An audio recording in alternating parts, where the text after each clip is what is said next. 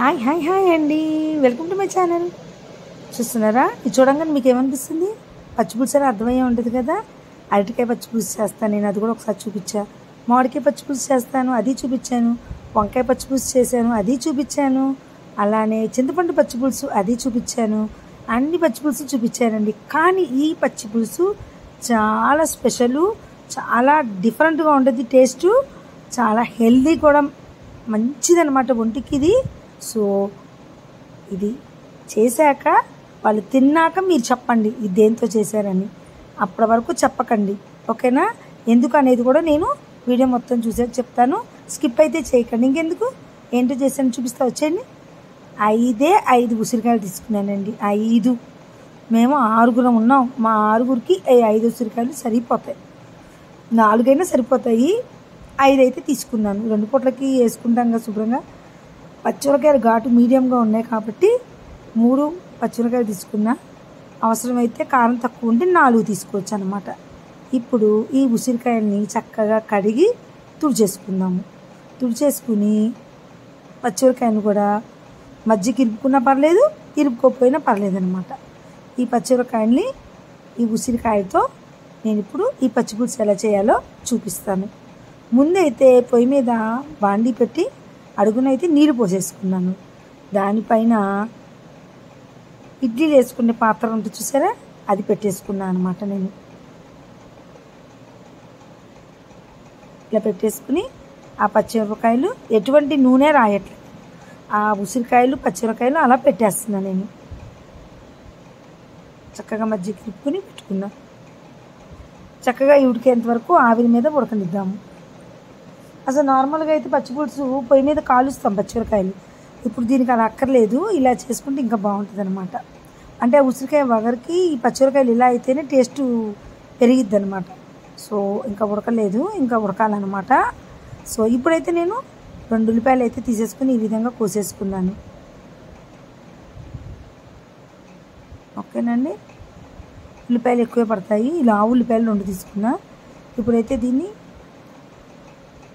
చిన్న చిన్న ముక్కలుగా క్రష్ చేసుకోవడానికి ఇందులో వేసుకున్నాను నేను. ఇప్పుడు దీంట్లోకి పచ్చిమిరకాయలు ఆల్రెడీ సగం పైన మగ్గిపోయినాయి. పచ్చిమిరకాయలు తొందరగా మగ్గిపోతాయి కదా, అవి తీసేసుకుని, ఇంకా ఉసిరికాయలు ఇంకా మగ్గలేదు, పచ్చిమిరకాయలు మగ్గినాయి కాబట్టి పచ్చిమిరకాయలు తీసేసుకుని దీంట్లో వేసేసుకుంటాం.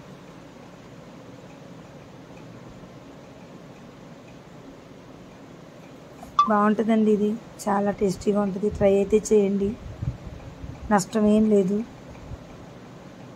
తింటే చాలా హెల్త్కి మంచిదే కదా. సో ఒకసారి చేసి తింటాలో తప్పులేదు కదండి. మనం ఎప్పుడు కారం వేసుకుని కారం కారం కారం తింటూనే ఉంటాం. కారాల్లో కూడా నేను కరివేపాకు కూరగాయ కూడా చూపించాను, దీంతో నువ్వులతో చూపించాను, చింతపండు గుజ్జుతో చూపించాను. సో ఇందులో పెట్టుకుని చక్కగా సన్నగా క్రష్ చేసుకుందాం అనమాట. జస్ట్ పైన ప్రెస్ చేస్తే సరిపోద్ది.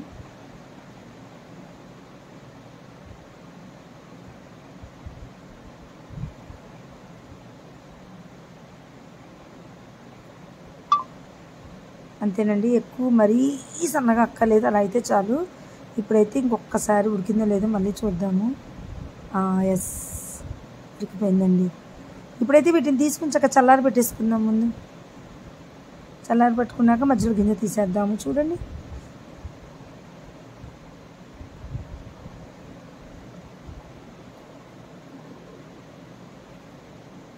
ఈ 5 అయితే ప్లేట్లోకి తీసేసుకుని కాసేపు చల్లారి పెట్టుకుంటే మధ్యలో గింజ నొక్కంగానే వచ్చేస్తుంది. చూసారా, ఇలా గింజను వేరు చేయండి, కాలిపోతుంది.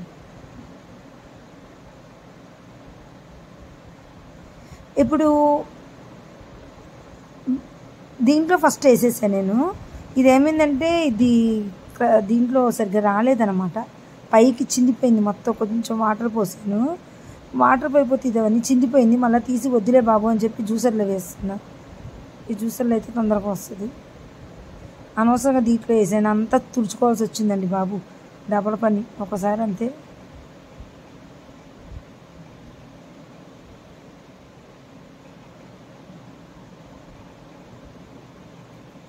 చక్కగా దీంట్లో వేసుకుని ఇంకొంచెం వాటర్ పోసుకుని అందులో వేసేసుకున్నాము. మెత్తగా అయిపోద్ది.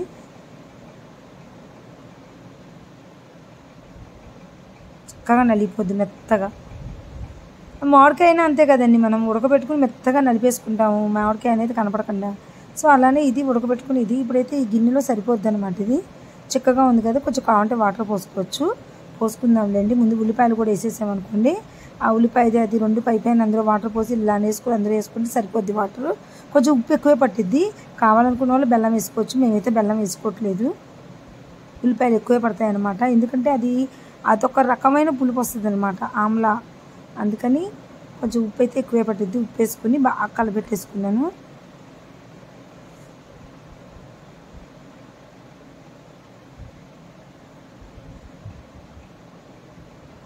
హెల్త్కు చాలా మంచిదండి ఉసిరికాయ. ఇప్పుడైతే 4 ఎల్లిపాయలు చెత్తగొట్టి దంచుకుంటున్నాను. దంచుకుంటే పైన తోలు ఊరికే వచ్చేస్తుందండి ఇలా అనగానే. సో అందుకని నేను ఎప్పుడైనా ఇలా దంచుకుంటాను అనమాట. పైన పొట్టు ఇలా మనం ఇలా చేతితో అనగానే వస్తుంది.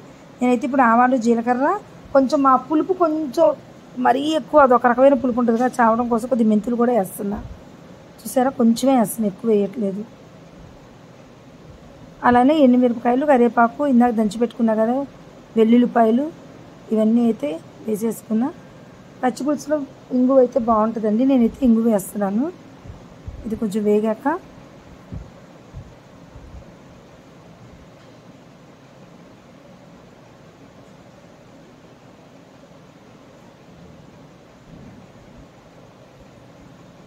కొంచెం ఎల్లిపాయలు పచ్చివాసన పోయేంత వరకు వేయించుకుంటే సరిపోద్దండి. మెంతులు కూడా వేగాలి కదా. ఎండుమిరపకాయలు కూడా కొంచెం వేగితే ఆ కారం అనేది దాంట్లో దిగిద్ది అనమాట. ఇంకొంచెం వేగితే సరిపోద్ది. ఇప్పుడైతే ఇంగువ వేసుకుని కొంచెం